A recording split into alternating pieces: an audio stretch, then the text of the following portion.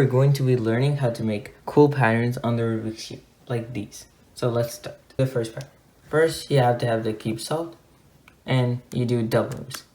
Double moves on this angle, and on this one, then here, then here.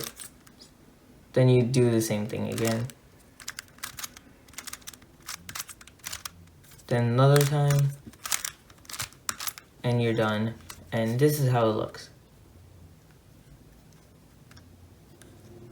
It's pretty cool, right? So the way you solve this back is by just doing the same thing.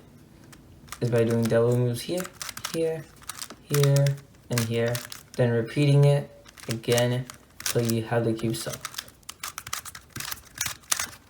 Pattern, you first do double moves, same as the last pattern. So you do double moves here, here, here, here, then here, here, until you get that same pattern as last time.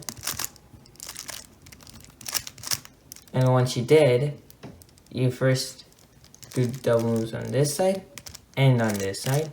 Then you get this cool pattern. And the way you solve it is by doing double moves on this side and on this side.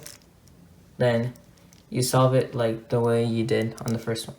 By doing double moves here, here, here, here.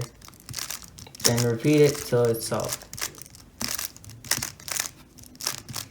And now it's solved. Last pattern, you have to make a checkerboard. So the way you make a checkerboard pattern is that you can use any big puzzle, like a 3x3, 4x4, 5x5. And all you have to do is for 3x3, you gotta double moves this middle layer, then this middle layer, then this one. And the checkerboard is here. For bigger cubes, you gotta do all the inner layers. Not these. This is the outer layer. These two. The inner layer is like the middle part.